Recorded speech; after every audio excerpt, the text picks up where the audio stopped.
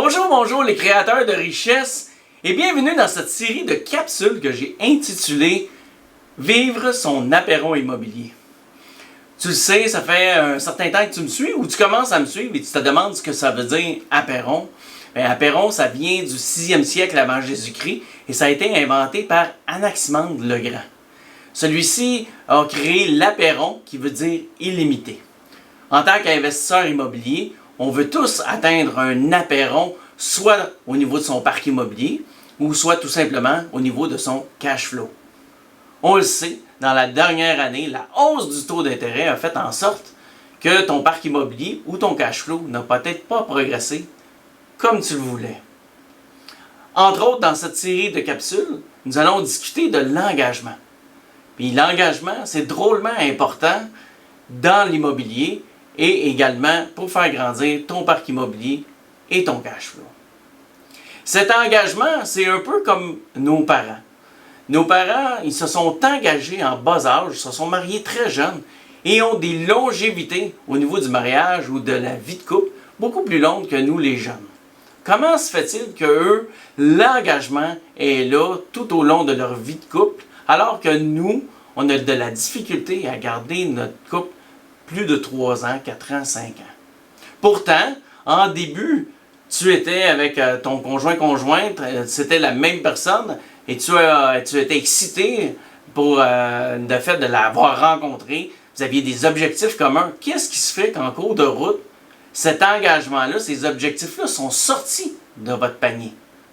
Si tu te retrouves aujourd'hui comme investisseur immobilier, c'est tout simplement parce que tu as envie de faire et d'avoir une liberté financière. Si aujourd'hui tu es un investisseur immobilier que tu m'écoutes en ce moment, c'est parce que tu veux faire progresser ton cash flow.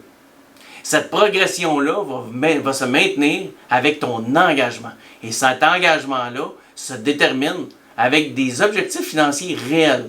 Pas juste des histoires de début d'année où est-ce que on se dit on va perdre 6-7 livres, 10 livres, puis là, au bout d'un certain temps, on abandonne. Mais on le voit souvent que les gens abandonnent autour de février-mars, et ça rapidement. C'est le meilleur mois, janvier, pour prendre des abonnements de gym. Donc, si tu es propriétaire de gym, tu comprends l'astuce, mais pourquoi cet engagement-là ne se continue pas? Donc, entre autres, le fait de s'engager avec des mini-objectifs et de les réaliser, ça va te permettre d'avancer. C'est ce qu'on appelle la périodisation. La périodisation t'amène et te guide ailleurs. Comment se fait-il que les joueurs, les sportifs, ont tous, ceux qui réussissent, ont tous un engagement supérieur à d'autres personnes? C'est parce qu'ils se fixent toujours des mini-objectifs. Quand je cours, prenons un exemple, moi je suis un ultramarathonien, je le dis souvent, quand je cours, je me fixe toujours des mini-objectifs. Je suis sur la route, moi je fais surtout de la trail, puis là je monte mon chemin, puis là je la vois à la côte, elle est là, elle est en avant. Donc mon objectif, c'est toujours de me rendre en haut de la côte. Quand je vais être rendu en haut de la côte, je vais me féliciter, puis après ça, je vais voir à l'autre. Mon engagement, c'est de terminer la course. Donc mon objectif, il y en a, et chaque année, il y en a plusieurs objectifs à l'intérieur d'un objectif. Si on regarde dans le sport, pour revenir au sport, si je te dis basketball, tu vas penser à Michael Jordan. Si je te parle LNH, hockey, notre sport national, mais nécessairement tu vas penser à Wayne Gretzky, même si tu ne l'as peut-être pas vu jouer, mais tu sais que Wayne Gretzky a maintenant tous les records jusqu'à présent. De plus en plus de joueurs s'enlignent pour vouloir le battre. Ils se sont fixés des objectifs. Donc, Wayne Gretzky, Guy Lafleur ou, dans les temps modernes, on peut parler de Sidney Crosby et maintenant McDavid. Si je te parle plutôt du monde des affaires, tu vas penser à Warren Buffett, Elon Musk, Bill Gates. Mais qu'est-ce qu'ils ont tous en commun, ces grands entrepreneurs-là qui réussissent? Et de base, ils se sont fixés un objectif et ils se sont engagés à le réussir. Donc, toi, comme immopreneur, solopreneur, jeune investisseur ou investisseur averti, tu te dois de te mettre des trucs en place, des astuces, afin de pouvoir maintenir ton engagement et maintenir ta haute densité de vouloir réussir et d'atteindre ces objectifs-là. Et ces objectifs-là vont s'atteindre nécessairement avec ton augmentation de ton engagement. Si on parle un petit peu d'immobilier, mais naturellement, il faut que ça vienne rapidement. Tu peux penser à Luc Poirier au Québec, Ray Jr., ou tu peux penser, si tu ne le connais pas, Michael Zakuta, Vincent Chiara du groupe MAC. Pour ceux qui ne connaissent pas, j'en reviens à Michael Zakuta. Il gère un parc immobilier de 1,5 milliard. Donc, c'est Plaza Rate. Donc, c'est un rate qui est à la bourse. Est-ce que c'est le genre d'objectif que tu t'es fixé?